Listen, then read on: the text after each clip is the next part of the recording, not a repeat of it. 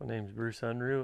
We're located at Burlington, Colorado, which is right on I-70, about 14 miles west of the Kansas border. We're in a semi-arid climate. We average rainfall at Burlington 17 inches a year. We grow wheat, corn, soybeans. We have raised milo, but haven't this year.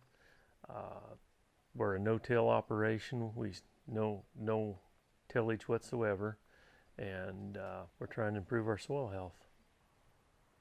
Our progression, it's been slow because of weather changes and things like that. What works one year don't work the next, and so it's been a slow process of trying to work our way through this. We're gaining, I think. Soil health, I've watched a lot of the soil health things that have come out, and went to some of the meetings like with Gabe Brown and guys like that make sense to me what we need to be doing and what they're getting, and getting away from commercial fertilizer. And so very excited about that aspect of it.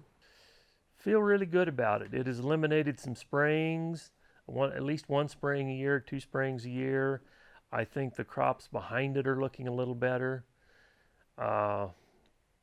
We've been able to cut back a little bit on fertilizer and things like that, so we're happy with that. I think a lot of it has to do with our practices between the no-till and crop rotations, and just the practice of the farm overall.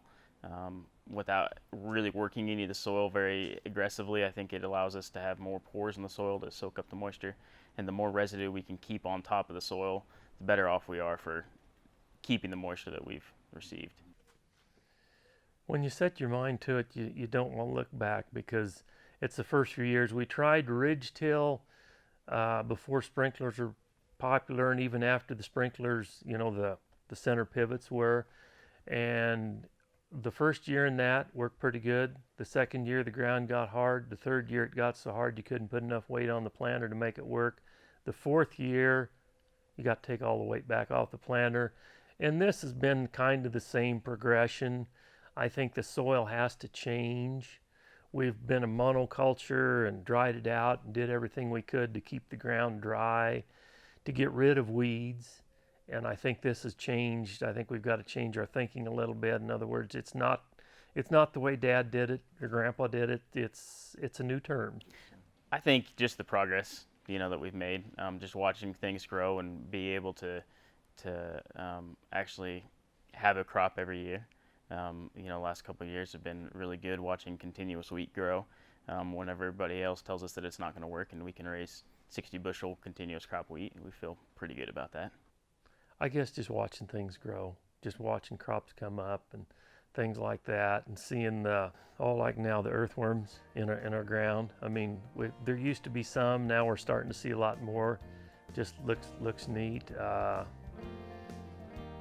Other thing, I guess, is something passed down to the next generation too, because if you've taken everything the soil's got to give, you're not passing much on. And if we haven't improved the condition to move on to the next generation, I think you're hurting